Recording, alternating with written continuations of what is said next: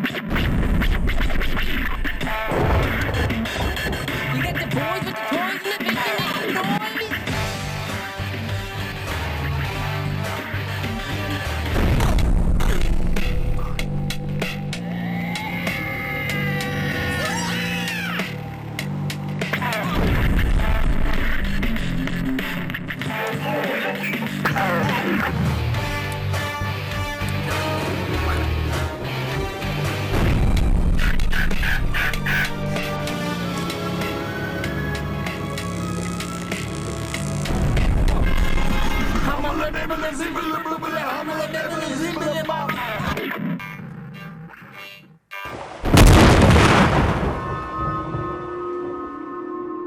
Alright, once again we're back at the beach in Camp Crystal Lake.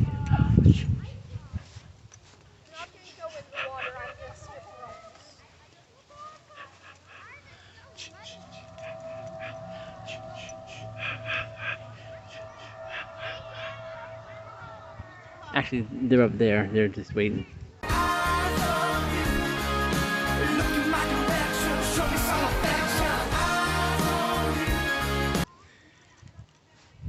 Yes, another day at the summer office. Here's another prime example of something you need at a summer camp slasher movie. The motorboat. Not particularly for the motorboat itself for getting away or anything like that. It worked in Friday the 13th Part 6 at the end. But what you need actually is the motor part. That's the part that like, cuts into the killer.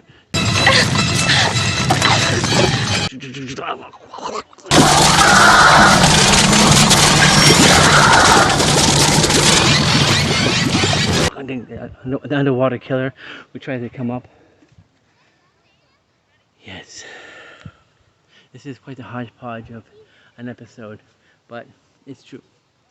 Yet another item you see or need at Slasher Summer Camp. Camp Slasher Summer Camp. Camp Slasher. Summer Slasher Camp. Camp. Summer Camp Slasher. Yes. That's probably already a movie. I'll Google it. If it's a movie, I'll put it in there right now. Yeah, okay.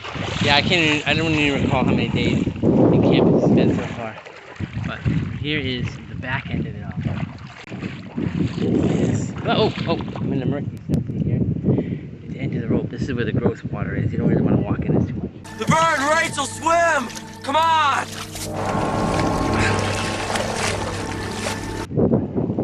There it is.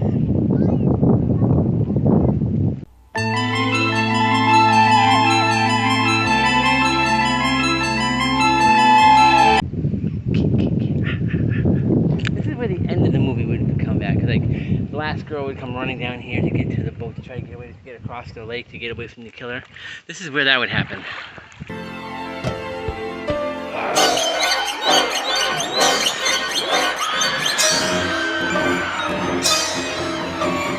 In this part,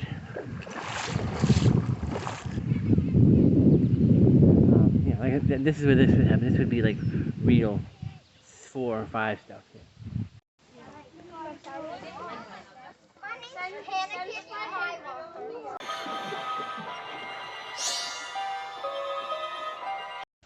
Look at this. 113 and it's red.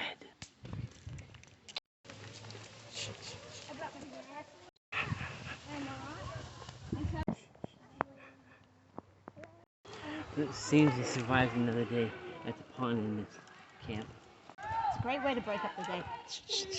Or cut up the day. I know, cheesy, but that's what this is all about. I have never heard The of July, that before. August, September, October, November. It's a Jason time of year. I have never. And the rest of the year, DJFM. Day 4 or 5, I can't remember. We're at the camp. And it seems right now, the number of children I have in charge in the water right now is 13. Actually, that'll change. They keep going in and out. Okay. So survived yet another day at the camp. Summer Camp Slaughter. Better looking on that side. So. Survived another day. Summer camp slaughter. Another day in the books. Here. Did you hear that? I know it's a frog, but it was still kind of freaky. The essentials of a killer camp. I'm gonna have to. I recently watched. I can't remember what I was just watched before, but after it went, I watched it on Tubi, and it brought me to Sleepaway Camp again, which is, you know, a classic.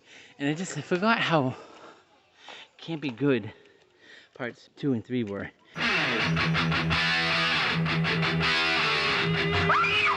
Whatever happened to the good kids in the world? Oh, don't talk like that, Uncle John. There's lots of good kids. We just have to weed out the bad.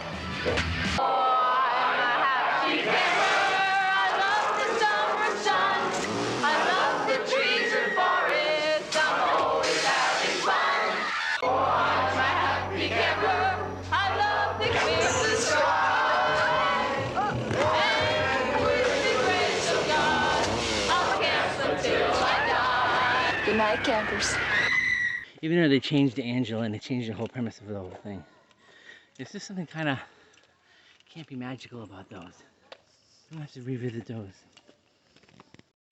It's funny, when I'm here, I always think now that I'm just gonna go home and watch a whole bunch of really cool campy horror films. And usually when I get home, I'm kind of like, so. I guess that makes me the older counselor, who actually doesn't get killed, so it's a pretty cool position. So like all the young camper counselors we have, we get taken out. That's probably not a good idea, because my daughter's one of them. We see something alive in that tree. And he's off, and he's over on that rock. Hey, buddy.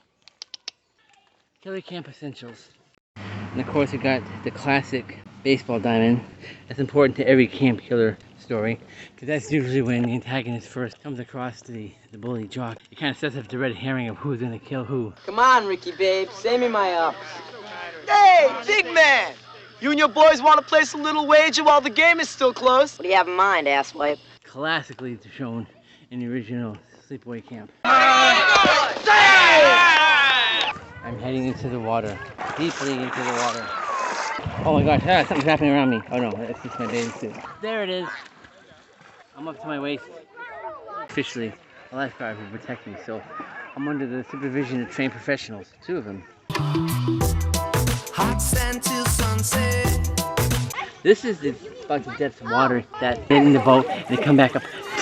So I'm actually tempting fate here, not with just the camera, but with my actual life and body getting pierced or dragged down underneath. So there it was, me in the show, in the water. There you have it. Okay.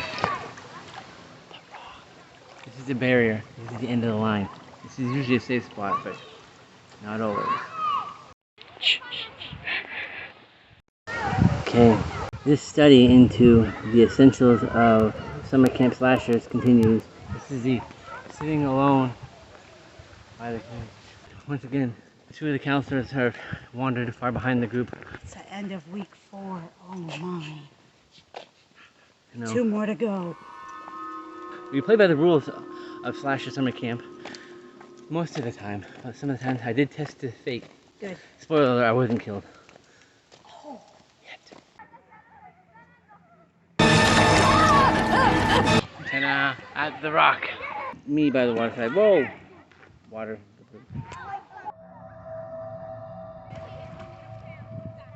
I can get back to being the counselor.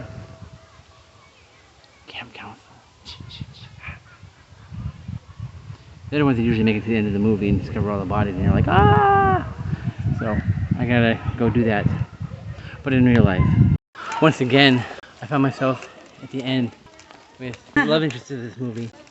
You never really want to be the end, because these are one of the people the killers take out. Nobody noticed It it. would actually be me. I would get taken out, and this is where you would have your last girl sequence. We're almost out of these woods though, so once we're out of these camp woods, we'll be safe. On that note, my name's Andy. And Lisa. And this has been Tips from the Killer Camp. I gotta watch out for poison ivy, not a real threat. Good night.